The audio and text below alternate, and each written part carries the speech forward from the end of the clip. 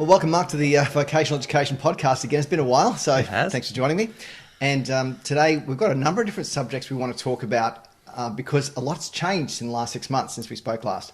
Certainly has. And one of those is, since November last year, the release of ChatGPT and everything that's happened since, Mid-Journey and all the other things that follow on. And keeping up to date with it is almost as impossible as actually understanding it. So, so let's talk about that to start with. What's AI meant to you in the last 6 months? Well, I think it's interesting because what you would read online, you really have to be careful of the date, because if you read on something, it could be what was relevant, what was valid 5 months ago. So you've really got to be making sure you're reading up on what's happening right now.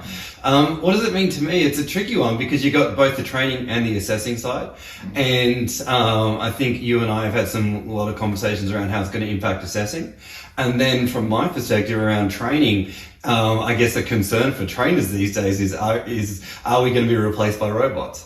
And eventually online training will literally be sitting in front of a robot and then speaking to you and then changing the training based on your responses. And so I think training has a long way to go, but that's certainly a possibility and direction it could go to. Assessing, well, you and I have had some interesting conversations around how does ChatGPT actually affect students, because if they're using it to answer questions and, how do we manage authenticity, all those different kind of variables come into it.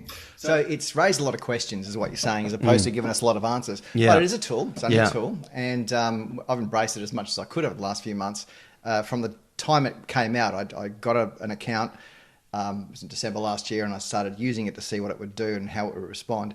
And the difference, so the term machine learning obviously means that the machine itself, or the AI itself, learns from the inputs that it gets. And I've witnessed that firsthand with ChatGPT, because the answers it gave me 6 months ago versus 3 months ago versus yesterday have improved greatly. Wow. In the area of vocational education, because it's a global AI. It's been trained on Google data from a couple of years ago. So everything about it is just whatever's on Google. Yes. Or the internet, really, let's face it. But it's what it's learning from and how quickly it's learning that's interesting to me, because it means that people who may have used it for answering questions 6 months ago wouldn't have got the question correct. And if they did it now, they would get the question correct. The one that comes to mind was the ACSF, so the Australian Core Skills Framework. I asked it about the 5 core skills, and it got 3 of them right and 2 of them wrong. Actually confused it with the Core Skills for Work framework, which is interesting. And lately I asked it again and it got them right. I'm like, oh, well done. Well done, ChatGPT. I'll give you a tick for that. And we've also probably heard the reports of it passing the bar exam in New York and the MIT entrance exam and stuff like that. So it's pretty smart. Very. But I like what you said about keeping up to date with, if you're reading an article, make sure it's, in the last week. Yes. It'll be outdated. 100% agree with you there. So, and I think RTOs and even I'm hearing a lot of murmurs in tertiary organisations that they have integrity officers now and trying to really police, well, is it really students' answer, or are they overusing, or are they using ChatGPT, and what are the rules parameters around that? And we're finding that some lecturers are okay with it. Some lecturers are not. And I think going forward, RTOs are going to need policies and procedures and, what is deemed acceptable, what's not. But as you're rightly pointing out, the machine's outlearning us so quickly and it's going so fast that I think the biggest challenge is, hate to say it, for humans to keep up. And at the end of the day, what you were mentioning is that are we going to be replaced as trainers, as teachers, as educators? I've got a pretty strong opinion of that based on some other information I've heard, but to a large extent, it's going to be a tool that's that shifts us a little bit. Yes. What's the right word? Probably displaces us. There you go. From a large portion of what we may have done in the past, like session planning, like PowerPoint slides, like whatever. That can all just be AI. Yes. Just do all that. Yeah. So the human aspect will be, okay, how do I teach another human? Because I don't want a machine to teach a human, even if it's very lifelike. Because there's some other things that it doesn't have. Like if you're learning from I was going to say a toy. I'm thinking about the latest version of Black Mirror. Right. That's been released, and they have AI toys there that mimic humans, right? Now, if you're learning from a toy, what doesn't it have that a human has? The one thing it doesn't have is ability to relate emotions. It doesn't empathy. understand what emotions are. It might understand what they are definitively, but not express them or actually have them itself. So that's why I think teaching humans is still going to be a thing, hopefully, for lifetimes ahead. But AI is going to come in. So let's talk. You mentioned a couple of things there. You said assessment, and you also said as us as trainers. So let's go to assessment to start with. And you mentioned something about RTOs having policies. What should RTOs do you think? What should we do to recognise AI and then put a policy in place? What policy should we be looking at? I do. It's a tricky one because, well, do you expect referencing at, Cert 3, Cert 4 level? But I think getting students in the habit of, okay, if you're going to use a tool, reference it. Yep. Be open to that. And then I think that opens up the avenue of having informal assessment along the way to make sure that there is assessment in other contexts to prove that even if they've used a tool, we do have evidence that they do have the skills and the knowledge in areas that maybe cannot be utilized by ChatGPT. We've captured it in other ways.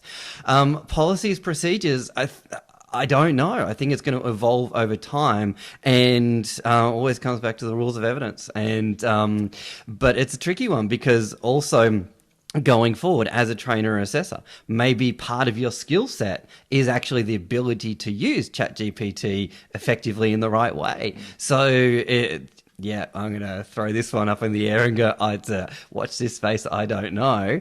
And I think what I really love is the approach that we've taken at Spec Training with some of the short answer questions, really modifying them to sort of outdo or make it harder to actually use ChatGPT. But so to expand on that, our policy is that use it, go for it, use it.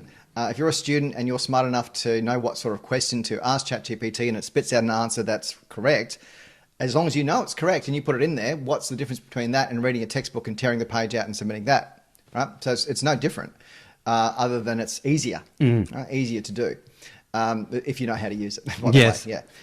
So that's fine. Students can use it.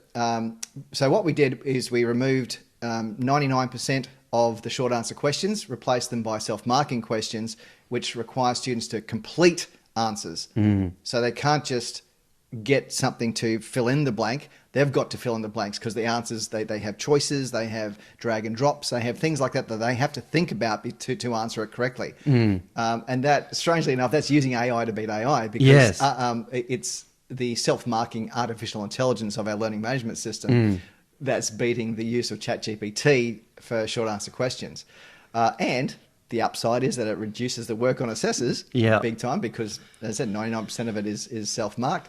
The areas where we couldn't do self-marking was when they had to research their own units of competency or qualifications and put information in regarding that. So they had to answer personally. That couldn't be cut and paste. It couldn't be dragged and dropped. Couldn't be multi-choice, even though that word even coming out of my mouth is almost a sin. Multi-choice, that is. We've had to leave a couple in there. I think it's fantastic because it really touches on the Cert 4 level in the AQF of going, you need to be able to research, you need to be able to actually understand and apply concepts.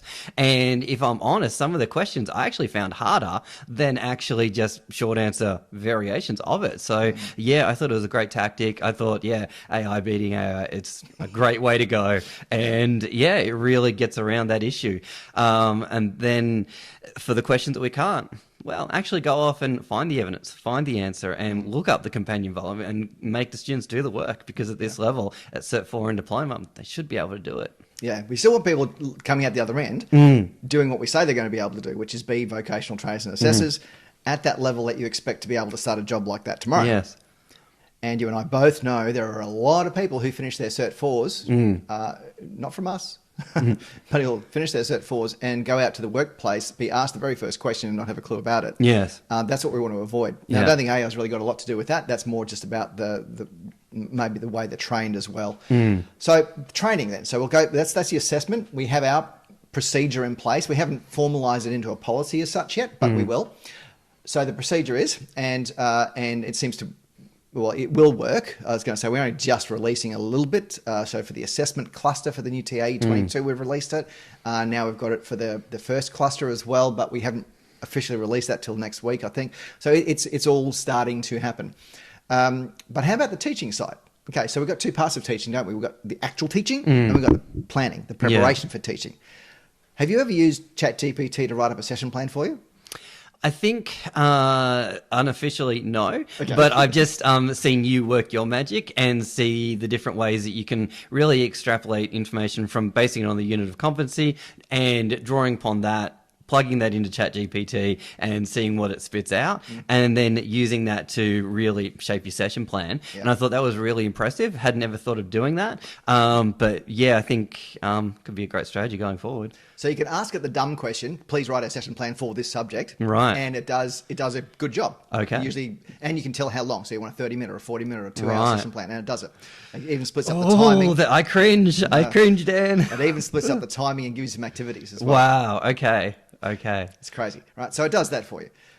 But remember the content, it's grabbing the content. Yeah. So if you tell it a subject, it'll grab the content that it looks for. It's not going to follow a unit of competency. Right. So if you wanted to, that's the dumb version. I said the smart version is going into the unit of competency and asking specific questions, maybe of certain elements or performance criteria or knowledge requirements, and getting some information from that you can just assimilate into what you're going to talk about anyway.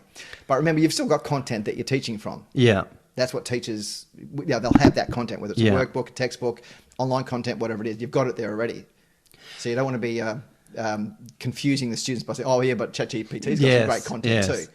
I think it would be a great application, for example, you were teaching first aid and you had a first aid unit and it mentioned something like a nosebleed. Right. And then you could go to ChatGPT and say, what is the current standard on how to deal with a nosebleed? Yeah. And then that would certainly give you the information. You should know that, but you could certainly drop that in there. So that would be a quick, easy way to create that. Or even just use it as a discussion, because ChatGPT told us this. Yes. And the old textbook tells us this. What do you think? Right. Student? Yes. Now, so that's the smarter way of using it. But here's something that teachers, we can use. And I don't know if he's showing up in the video, but we have a dog on set. Anyway, one thing we can do is ask about activities. Yes. Right? So yes, he is showing up. But yeah, activities are something that we as trainers either love or loathe. We like running them, but we loathe having to think about something new each time. Yes. Does that make sense? So just say, look, I'm teaching this subject. Come up with 3 activities I can run for a 10-minute session in class. Yeah. And it'll come up with them. And it'll have all the instructions of how to run it and everything. Yeah. So that's useful. Because there are websites that can do that. Right. That you can find that on, but yeah, so there you go. So that's the use, I think, as a trainer. And then you mentioned something else about ChatGPT, like the robot taking over our job thing. What would that look like?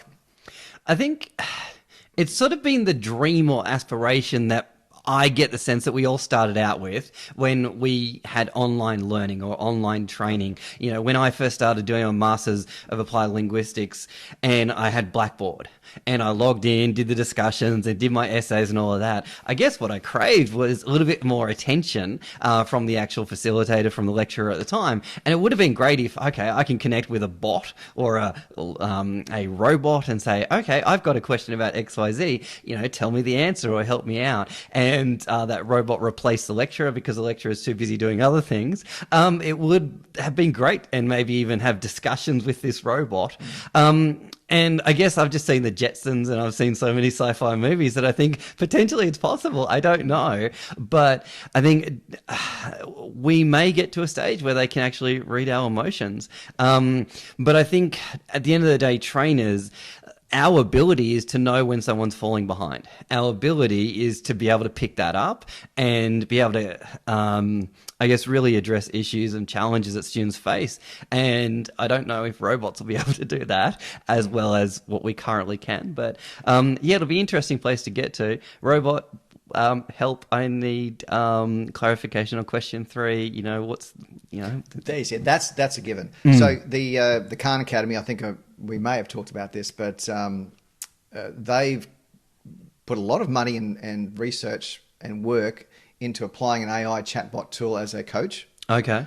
They're developing it, and they showed it off in a TED talk, and it looks great. Yeah. To do exactly what you're saying. I think that's where we would go with it if we were going to at all. There are instructions already on the web of how to take ChatGPT, create an API for it, plug it into your website, but you still need to train it on what you want to train it on. So we'd give it our textbook, we'd give it our assessments, and say, go learn all that, and then when you're answering the question, so what the Khan Academy have done, they, instead of giving the answer, they've trained it, or they've made it ask the question back.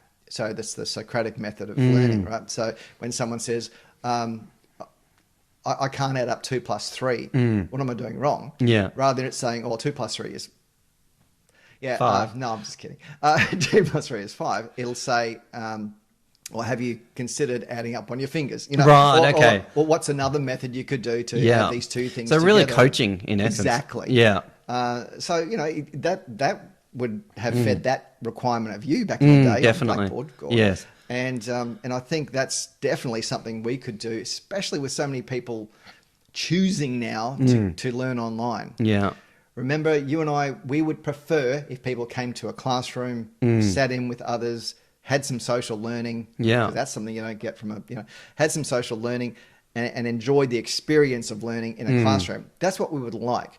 The fact is, fewer and fewer people it seems like every day, but on a very obvious trend line, are saying, no, I just want to learn from home. I just want to do this virtually. Yeah.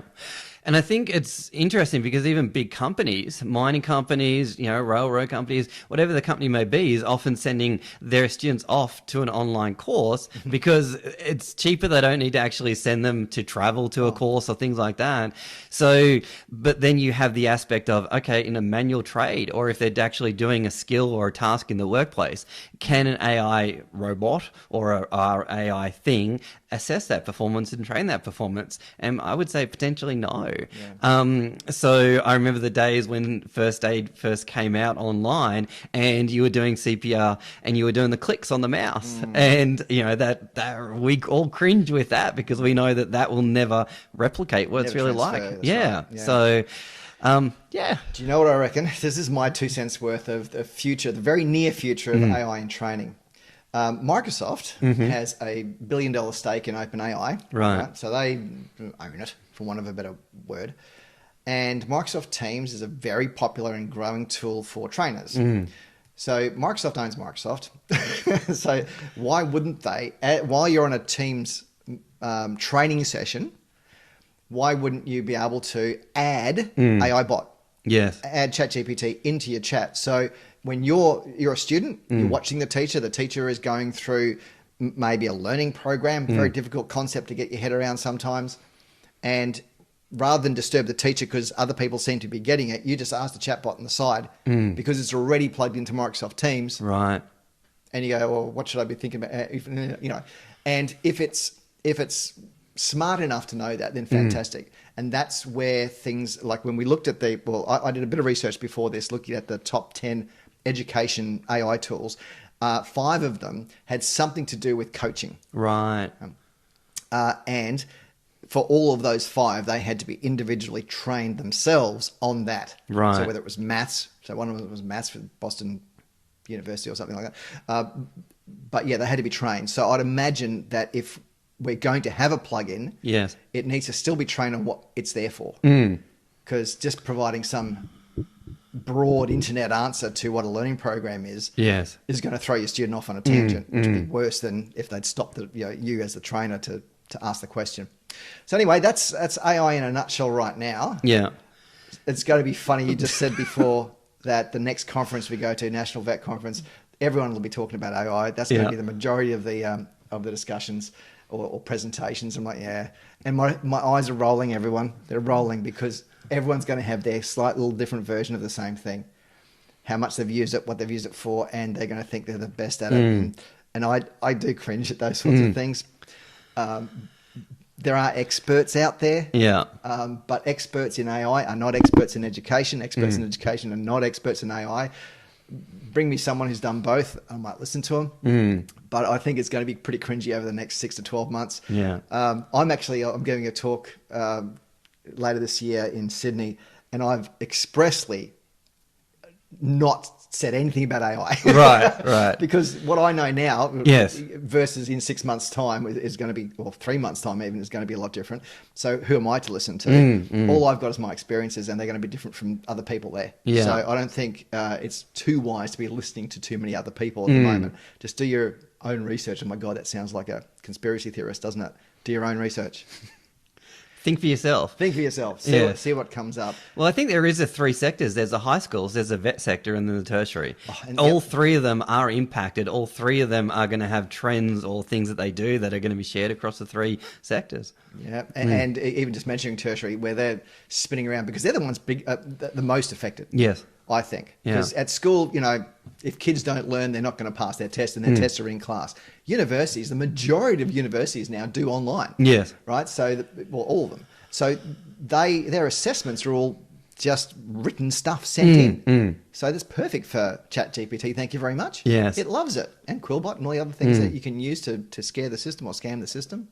So yeah, they're the worst hit, and they're the ones who've got to really clamp down. So that'll be fun. And they've got a lot of influence too over education. So it could come down into vet as well. But we'll see. I shouldn't say down into vet. That makes it sound like we're below higher education. We're on the same plane. Ooh, there's a controversial thought. Anyway, folks, well, that's it for AI in education from our point of view. Thanks, Mark, for your 2 cents as well. And I'd like to hear your input, you being the audience. Just let us know how you've used it, what you've used it for. If you haven't used it, why not? And what your thoughts are around assessment. Like we talked about what we're doing. What could you be doing? Maybe you've got a great idea about how to get around the use of ChatGPT, or even better, how to harness it. Okay, so on that note, we'll see you in the next podcast. Thanks, everyone.